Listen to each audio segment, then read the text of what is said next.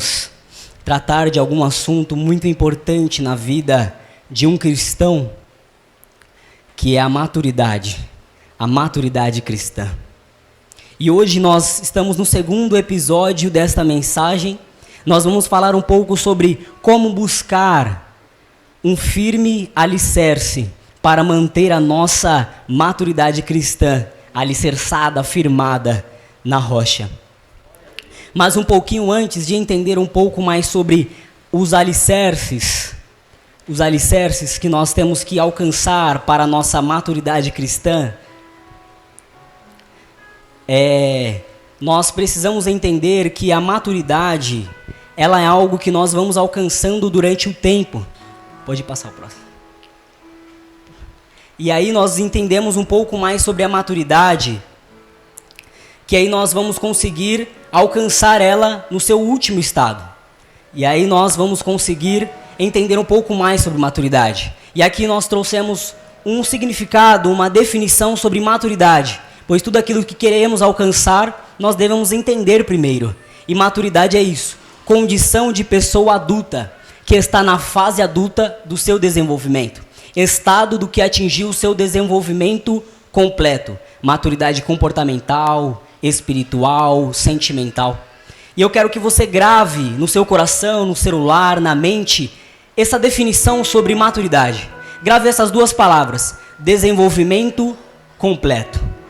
Porque quando alcançamos a nossa maturidade, é notório observar que quando somos criança, nós fazemos coisas de criança, porque ainda não somos maduros, ainda não alcançamos a nossa maturidade. E ao passar do tempo, ao passar dos anos, nós vamos conseguindo alcançar a nossa maturidade. Uma criança, ela nasce, ela se desenvolve, ela estuda, ela brinca, ela corre, e aí depois ela vai crescendo, vai se tornando adulto. Agora uma criança que já não é mais criança, é adulto, já não faz mais coisas de criança. Ela chegou no seu nível completo. Ela já não precisa mais da mãe brigar para escovar o dente, não precisa mais do pai brigar para dormir, para jantar, não. E a nossa vida cristã, ela é muito semelhante à nossa vida social, à nossa vida profissional. Muitas vezes nós temos maturidade no trabalho, nós temos maturidade na escola, em casa, na rua, com os vizinhos, mas aí quando nós vamos para a igreja, parece que aquilo que nós aprendemos com nossos pais, aquilo que aprendemos com nossos professores durante a vida, parece que quando vemos para a igreja e a nossa vida cristã, parece que as coisas mudam. Parece que nós ficamos um pouco mais frágil, um pouco mais sensível. Parece que qualquer palavra nos magoa, qualquer palavra nos entristece e nós ficamos um pouco mais frágil. Mas nessa noite nós vamos aprender como ter a maturidade alicerçada, para que nenhum rio, para que nenhum vento sopre e derrube a nossa maturidade.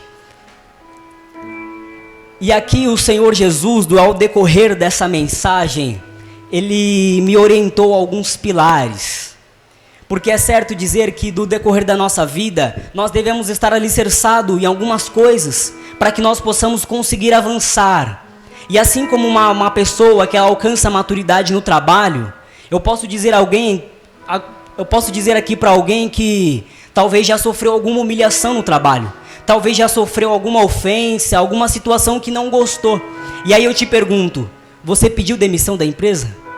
Porque talvez o patrão te humilhou, porque talvez o colega de trabalho não te deu bom dia, não te deu boa tarde, ou talvez fez alguma coisa até pior, até te ofendeu. E aí eu te pergunto, você pediu demissão do trabalho? Você saiu da escola? Você pediu para sair da escola, ser expulso da escola? Talvez a sua mãe, o seu pai na sua casa, talvez te ofendeu, falou uma palavra mais dura. E aí eu te pergunto, você pediu para sair de casa? Alguns jovens um pouco rebeldes, eu já fiz parte dessa classe de jovem rebelde que vou sair de casa. Minha mãe não me entende, por quê? Eu ainda não era maturo, ainda não tinha alcançado a maturidade. E aí eu tenho certeza que você não pediu para sair do trabalho, eu tenho certeza disso. Eu conheço alguns exemplos que eu tenho certeza que não pediu para ser demitido, não pediu para, talvez quis até sair de casa, morar sozinho, mas não foi. Porque estava alicerçado em um pilar. Talvez um pilar chamado família, talvez um pilar chamado contas para pagar, não é mesmo? E esses pilares nos ajudam a ter uma firme maturidade. E na nossa vida cristã não é diferente. Na nossa vida cristã não deve ser diferente. Nós devemos ter alguns pilares para que a nossa maturidade esteja alicerçada. E algum desses pilares é o primeiro, qual que é a importância de um pilar? A primeira importância do pilar, o nosso Senhor Jesus Cristo, ele nos orientou quando ele estava numa montanha. E aí ele disse assim, Mateus capítulo 7, do versículo 24 ao 25. Todo aquele, pois que escuta as minhas palavras e as pratica, assemelhá-lo-ei ao homem prudente, que edificou a sua casa sobre a rocha. E desceu a chuva, e correram os rios, e assopraram os ventos, e combateram aquela casa, e não caiu, porque estava edificada sobre a rocha. E a importância de ter um pilar para alicerçar algo que tem que estar firme na nossa vida é essa. Porque vai vir rios, vai vir ventos, vai vir muitas coisas para tentar derrubar a casa. Mas o que nós conseguimos enxergar nos alicerces, nós conseguimos enxergar a casa, mas não conseguimos enxergar o alicerce. Essa casa, essa igreja, ele tem alicerces, mas nós não conseguimos enxergar, porque o alicerce ele é fundamentado por debaixo da terra. Antes de levantar um prédio, antes de levantar uma casa, primeiro se faz necessário fazer a fundação, primeiro se faz necessário fazer o alicerce, para que a casa não caia, para que a casa não seja destruída por qualquer vento ou por qualquer tempestade. Nós vamos avançando um pouco mais e vamos entender o primeiro pilar. E o primeiro pilar, o primeiro alicerce para que a nossa maturidade não seja frágil é a humildade. E agora vamos entender um pouco mais sobre humildade, a definição de humildade. Qualidade de humilde, de quem é modesto, simples e não expressa vaidades, simplicidade. Qualidade de quem tem consciência das suas limitações, modéstia. A humildade ela é interessante porque na nossa vida nós temos o costume de cair em um erro, em um engano, em confundir a humildade com pobreza e a soberba com a riqueza. No próximo nós vamos conseguir entender um pouco mais sobre a verdadeira humildade. E uma das características da humildade, de uma pessoa humilde, que ela não se autodenomina humilde, olha, eu sou humilde, não. Nós conseguimos perceber através das atitudes, nós conseguimos perceber através das palavras, através do modo de andar, do modo de agir. Então, independente se a pessoa é rica ou se a pessoa é pobre, se ela tem humildade dentro de si, vai ser notório aquilo nela. Talvez você conheça alguém que seja humilde e seja muito pobre. Talvez você conheça alguém que seja humilde e seja muito rico. A humildade não está determinada às nossas condições financeiras, ao nosso lugar onde moramos, onde trabalhamos. Mas a humildade está relacionada a isso. O nosso Senhor Jesus Cristo, ele dá um exemplo maior sobre a humildade. Ele vai dizer assim: tomai sobre vós o meu jugo e aprendei de mim, que sou manso e humilde de coração, e encontrareis descanso para as vossas almas.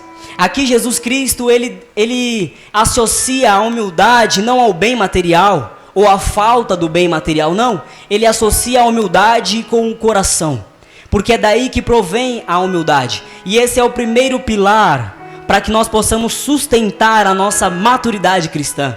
Porque como vou ser maduro se não tenho humildade? Como alguém vai poder me dar uma correção se eu não tenho a humildade de ouvir e aprender? Como eu vou aprender com os meus erros se eu não tenho a humildade de pedir perdão para quem eu magoei, para quem eu entristeci? Como eu vou ter a humildade de ouvir uma palavra dura, uma palavra até de alguma pessoa imatura? Como eu vou ter a maturidade cristã se eu não tenho humildade para ouvir e até mesmo baixar a cabeça quando estamos certos, quando estamos corretos, quando estamos com a razão? Às vezes é necessário humildade do que ter razão, do que falar o que pensa, fazer o que pensa. Primeiro é necessário humildade para sustentar a nossa maturidade cristã. E o segundo, nós podemos perceber também que o nosso segundo pilar que nós podemos observar na nossa maturidade cristã, para estarmos com a nossa maturidade cristã alicerçada, seguras, o segundo pilar é o tempo. E esse tempo ele fala sobre experiências que nós vamos adquirindo ao decorrer dos anos, ao decorrer dos dias. E a definição do tempo é determinado período considerado em relação aos acontecimentos neles ocorridos, época, experiências ocorridas, experiências adquiridas. E aqui nós temos duas vertentes. A primeira vertente é o tempo antes de alcançar a maturidade cristã. É notório observarmos que quando uma criança está crescendo, ela ainda tem um pouquinho de imaturidade, porque ainda não alcançou o tempo de estar maduro. Como eu vou poder exigir de uma criança de apenas 12 ou 13 anos, eu sendo um pai, como eu vou poder exigir que uma criança pague algumas contas de casa? Que a criança saia da escola, vai trabalhar e me ajude com as contas de casa? Como? Não tem como eu exigir, porque ela ainda não alcançou o tempo de amadurecimento. E o maior exemplo que nós podemos usar nessa noite é o exemplo de Cristo. Aqui Jesus Cristo tem apenas 12 anos de idade. E aqui, passado o tempo de festa de Páscoa lá em Jerusalém, a mãe dele, o pai dele, José e Maria, voltam para Nazaré, mas acabam esquecendo o menino Jesus no templo. E aqui Jesus, ele está sentado no templo e olha o que ele está fazendo. E aconteceu que, passados 3 dias, o acharam no templo, assentado no meio dos doutores, ouvindo-os e interrogando-os. Jesus aqui, ele tem apenas 12 anos de idade. Ele ainda não alcançou o tempo de amadurecimento. Ainda não alcançou o tempo para iniciar o ministério, o plano de salvação do Senhor para nossas vidas. Mas observe bem que Cristo, ainda antes de alcançar o tempo de amadurecimento, ele já está se preparando. E aqui há um dos problemas que nós temos com o tempo, é que o tempo ele não espera ninguém. Muitas vezes já se passou 2, 3, 4, 5 anos da nossa vida, e aí nós olhamos para trás e às vezes não alcançamos nada. E às vezes não conseguimos conquistar nada, porque não soubermos aproveitar o tempo. E o tempo ele é necessário para que nós podemos adquirir experiência, adquirir maturidade, para quando chegar o tempo de maturidade, nossa maturidade não esteja frágil, não esteja quebradiça, qualquer coisa quebra, qualquer coisa seja derrubada. Então é necessário observar o tempo para que nós possamos aproveitá-lo. E aqui há também uma segunda vertente sobre o tempo, é quando ele já passou do tempo de maturidade. Nós observamos muito bem na nossa vida, eu tenho certeza que você conhece alguém que já passou o tempo de maturidade. Já passou o tempo, já era para ter se tornado maturo há muito tempo atrás. Talvez você conhece alguém que hoje, não sei a idade específica aqui para sair da casa dos pais. Não sei se tem idade para sair da casa dos pais. Mas talvez você conhece alguém que tenha, 40, 50 anos, que não quer saber de trabalhar, não quer saber de estudar. E só vive no pé das custas da mãe, do pai ou de alguém. Não sei se você conhece alguém assim, mas talvez essa pessoa já passou do tempo de amadurecimento. E aqui há um problema maior, porque passado o tempo de amadurecimento, ainda não amadureceu. Nós podemos perceber isso na plantação. Quando plantamos uma semente, regamos, podamos a árvore, aí chega o tempo de colher os frutos. O fruto já está maduro, mas se ninguém colher os frutos, o que acontece com a fruta? Ela começa a apodrecer, ela começa a estragar, ela já passou do tempo de amadurecimento, e ninguém colheu, e ninguém cuidou daquela fruta, então começou a apodrecer. Talvez na nossa vida cristã, nós já encontramos alguém assim, que já passou o tempo de amadurecimento, mas que não amadureceu, ou amadureceu muito e estragou. E às vezes nós ouvimos palavras dessas pessoas que passou o tempo de amadurecimento, agora está podre por dentro, agora está estragada. E eu quero te dizer uma coisa, que nós, único ser que anseia, que briga para comer frutas podres, é o porco. Mas você não é porco, você é ovelha. A ovelha, ela não come frutas podres. A ovelha, ela come dos pastos verdejantes. Ela bebe das águas tranquilas dos rios. Então, o que eu quero te orientar nessa noite é: se você observar alguém que já passou do tempo de amadurecimento e agora só tem frutas podres para oferecer, ei, não coma dessa fruta. Observe bem, mas também um pouco antes, aprenda também a respeitar o tempo de amadurecimento de algumas pessoas. Porque na nossa vida cristã, na nossa caminhada com Cristo, às vezes vai entrar alguém na igreja, ainda novo convertido, ainda que está aprendendo a caminhar com Cristo, e nós não podemos exigir dessa pessoa que tenha uma maturidade cristã excelente, que já tenha alcançado o seu último desenvolvimento, ou seu desenvolvimento completo. Então nós precisamos respeitar o tempo de amadurecimento e observar o tempo daqueles que já deveriam ter amadurecido. E na nossa maturidade cristã, nós não podemos deixar que essas frutas podres possa fazer destruir a nossa maturidade cristã. Pois a maturidade é saber também respeitar e entender o tempo das outras pessoas. E aqui nós partimos, aqui Jesus Cristo agora, depois de 18 anos de aprendizado. A Bíblia, ela dá como se fosse uma pausa no ministério, na vida de Cristo, porque o último relato é quando Jesus, ele tem 12 anos e está no templo. E aí parece que dá um salto lá para frente, quando Jesus Cristo, foi conduzido pelo Espírito Santo ao deserto. Foi conduzido pelo Espírito Santo ao deserto. E agora Jesus Cristo, ele já tem aproximadamente 30 anos de idade. Na lei judaica, dizia que o homem, para se tornar um mestre, para se tornar um professor, ele deveria ter no mínimo 30 anos de idade. E Jesus respeitou esse tempo. Jesus, ele obedeceu esse tempo, porque ele aproveitou o tempo para amadurecer, para aprender com as experiências dele. E agora Jesus Cristo, Mateus capítulo 4, do verso 1 ao 2. Então foi conduzido Jesus pelo Espírito ao deserto, para ser tentado pelo diabo. E tendo jejuado 40 dias e 40 noites, depois teve fome.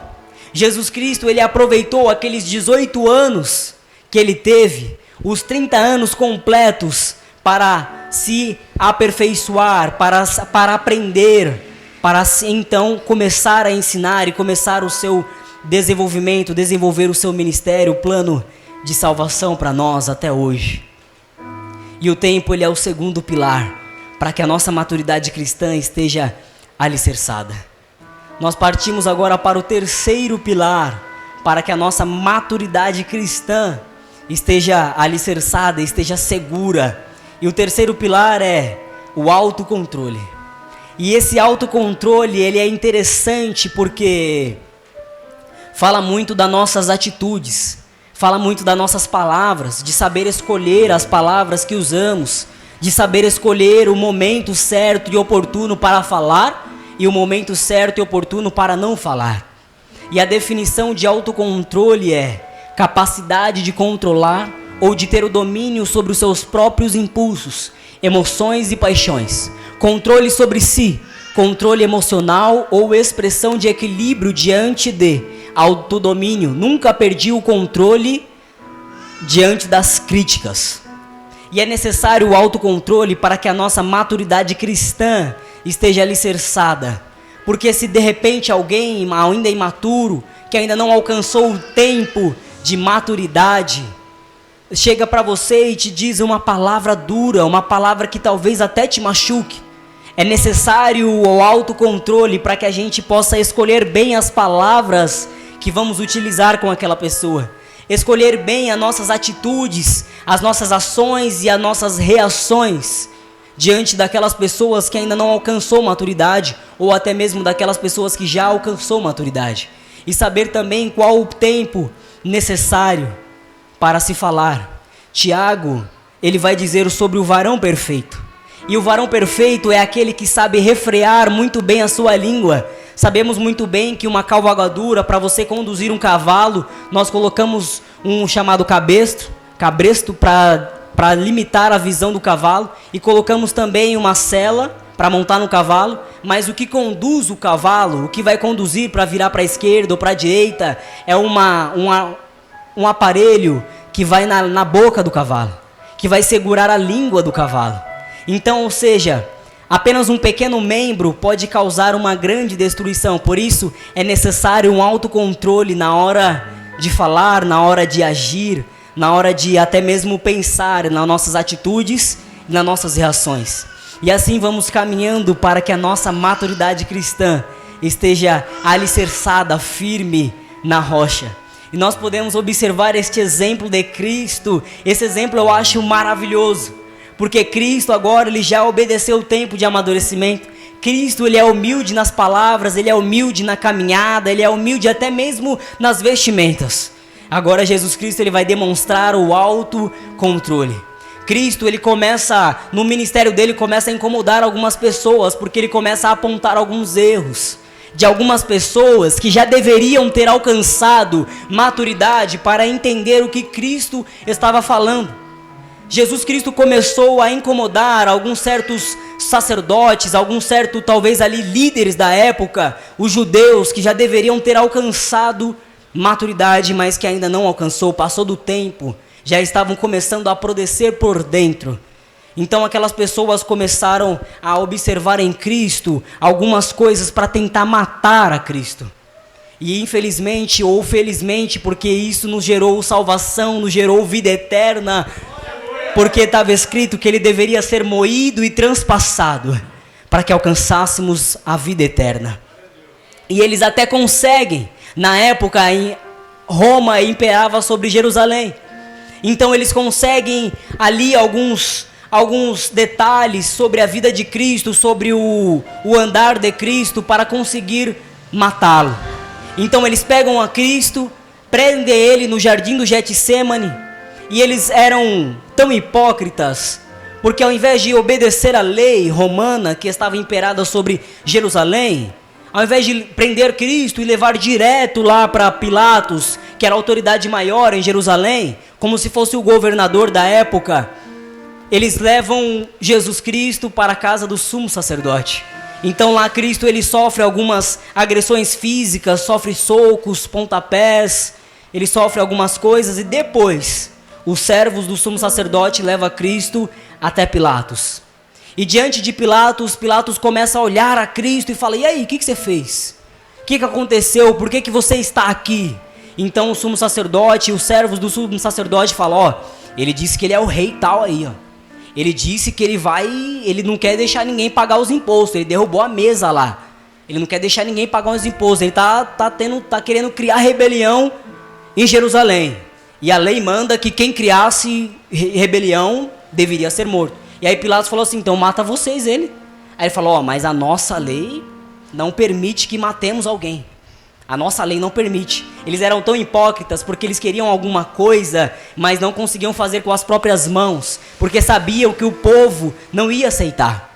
Então eles pegam e lançam Jesus a Pilatos, para que Pilatos julgasse a causa de Jesus. Mas só que Pilatos, uma pessoa que deveria assumir a responsabilidade e fazer aquilo que era certo, fazer aquilo que era justo, ele joga a responsabilidade de novo para o povo.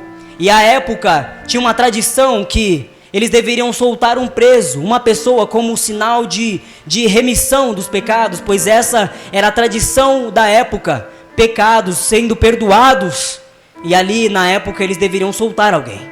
Mas só que eles já tinham ali alguém preso por nome Barrabás, que estava preso, já foi julgado, já tinha sido recebido a sentença dele de crucificação de morte. Então Jesus, ele entra agora nesse meio, ele entra ali no meio da audiência como um réu.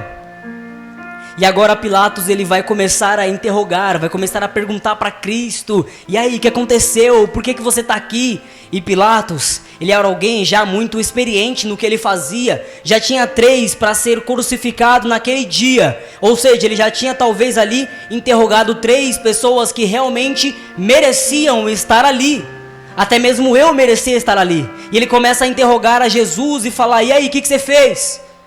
Quem é você? Você é o rei dos judeus? Disseram que você é. Aí ele: tu disseste. Tu disseste. Então Jesus Cristo ele não responde absolutamente nada a partir daí. E aí olha só a reação de Pilatos: eu porém vos digo. Pode voltar um. Pode voltar. Isso, aí pode avançar um. Glória. Aí Jesus Cristo ele está perante Pilatos. Pode passar.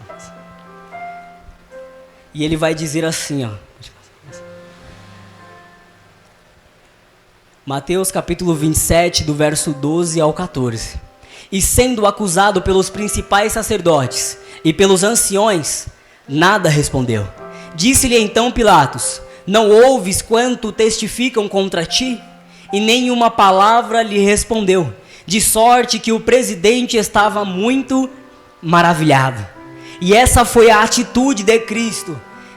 Julgaram ele, acusaram ele, falaram que ele fez para tentar matá-lo, mas ele nada respondeu. Ele não respondeu absolutamente nada. Aqui ele demonstrou o seu autocontrole. Aqui ele demonstrou a sua maturidade, porque ele sabia que o que ele dissesse, ele sabia o que ele falasse, ele poderia até mesmo falar: não fiz, não fui eu, sou inocente.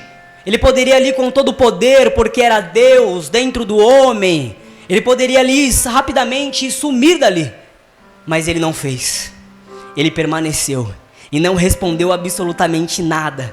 Ele não falou uma palavra. E aquilo maravilhou Pilatos. Aquilo impactou Pilatos, porque ele não esperava aquela atitude de um réu, não esperava aquela atitude de uma pessoa que estava sendo condenada à morte. Talvez os 3 últimos que ele talvez interrogou, Barrabás e os outros 2 ladrões, Barrabás disse assim: não, Pilatos, não fui eu, sou inocente, me pegaram errado, confundiram eu, não fui eu. Mas quando chega na hora de Jesus ser interrogado, Jesus não responde nada. Talvez ele abaixe a cabeça, e não sei se ele fez alguma expressão facial, alguma linguagem corporal, mas eu sei que Pilatos, ele se maravilhou com a atitude dele. E esse é um ponto específico da nossa maturidade cristã, porque talvez possa chegar na sua vida um momento que vai ser necessário não responder nada, vai ser necessário abaixar a cabeça, e mesmo que você esteja com a razão, mesmo que você esteja certo de que você não fez, vai ser necessário abaixar a cabeça e talvez até sofrer as dores de quem realmente cometeu o erro. Talvez até mesmo sofrer as consequências de quem realmente fez o que era errado, mas você talvez não fez. E aqui é um ponto específico da nossa maturidade cristã, de saber ouvir e saber o momento de se calar. E nós partimos agora para o nosso último pilar. E esse pilar, eu acredito que esse pilar é o fundamental. Esse pilar, eu acredito que se não tivesse ele, eu acredito que não conseguiríamos atingir o nosso objetivo principal. E esse pilar é o amor. Porque não adianta simplesmente ignorar palavras imaturas.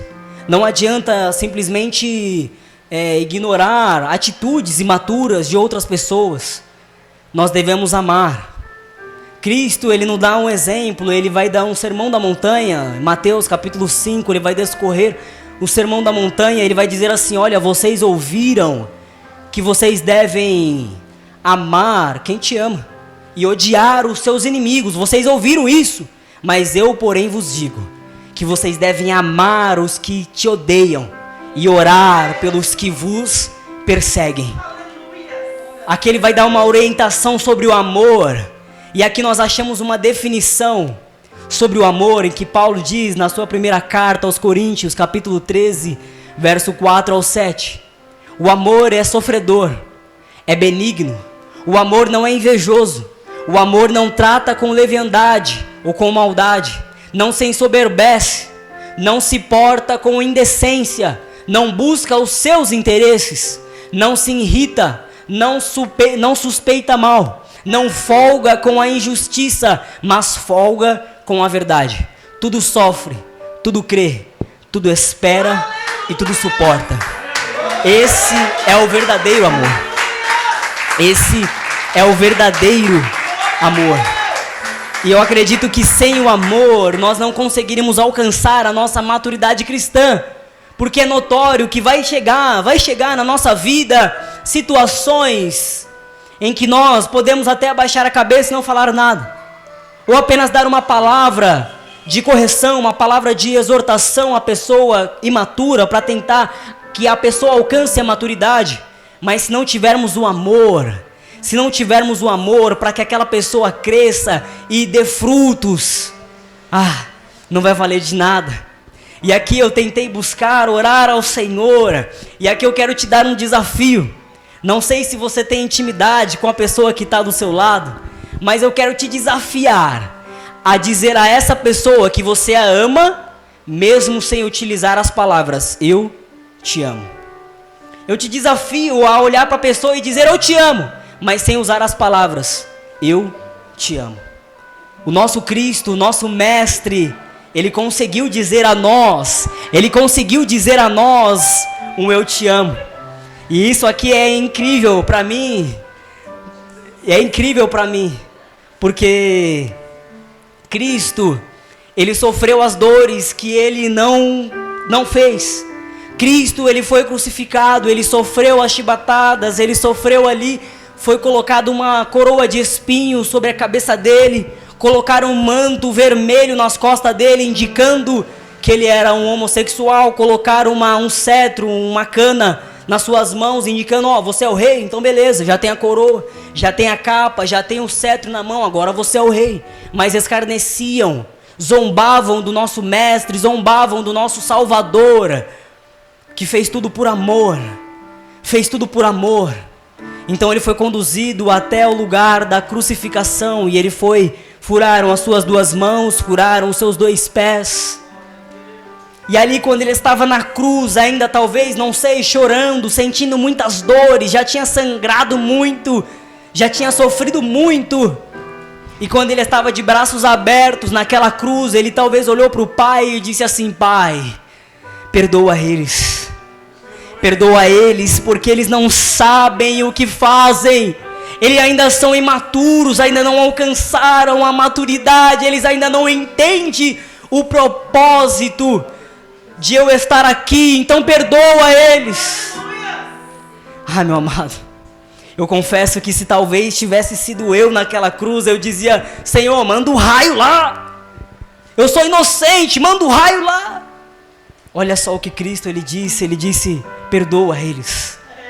E nas suas últimas palavras, eu posso te dizer que as últimas palavras de Cristo para nós, para a nossa geração que passou, para a nossa geração que ainda vai passar, ele disse um eu te amo.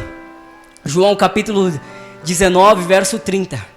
E quando Jesus tomou o vinagre, disse, está consumado, e inclinando a cabeça, entregou o Espírito. Ele disse, está consumado, todo o pecado, tudo aquilo que passou, todos os erros, tudo aquilo que passou, todos os pecados, está consumado, já foi consumado naquela cruz. E aí Jesus Cristo, ele nos dá uma orientação sobre o amor, que nós devemos amar incondicionalmente. O amor não tem barreiras, o amor não tem condições para amar, pois olha só o que o nosso Cristo fez por nós, por amor. Ele se entregou na cruz por nós, ele se entregou na cruz por amor de nós. E eu posso te dizer que talvez se essa carreira que estava proposta a Cristo fosse proposta a mim, eu não sei se eu aceitaria, porque muitas pessoas olharam para Cristo e não entenderam o ministério dele, não entenderam o que já era para ter entendido. Já se passou o tempo, já se passou tudo aquilo que deveria aprender. Quando Jesus tinha apenas 12 anos, ele estava ensinando, ele estava entendendo algumas coisas, e as pessoas se maravilhavam com Cristo, se maravilhavam das respostas que ele dava no templo com 12 anos.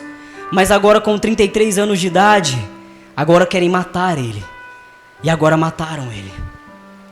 E esse é os nossos 4 pilares para entendermos um pouco mais sobre a nossa maturidade cristã. E agora eu tenho certeza que ao findar desta mensagem, você nunca mais vai esquecer dessa palavra. Eu tenho certeza que você nunca mais vai esquecer dessa mensagem que o nosso Senhor Jesus Cristo nos trouxe nessa noite, porque se tão somente estivermos alicerçados na humildade, se tão somente estivermos alicerçados no tempo, obedecer e observar o tempo, as experiências que o Senhor nos propõe ao longo dos anos, se tão somente estivermos alicerçados no autocontrole, saber o que falar, com quem falar, como nos portar diante das determinadas situações da vida, e temos o amor que é benigno, o amor que é tudo sofredor, o amor que tudo suporta, nós vamos ter uma maturidade cristã alicerçada não na terra, alicerçada não na areia, mas alicerçada na rocha. Alicerçada na rocha. Ei! E aqui, se você percebeu ou se você não percebeu, esses 4 pilares, o nosso exemplo dos 4 pilares é o nosso mestre, é o nosso Cristo, o Jesus Cristo Nazareno, aquele que nos trouxe a vida.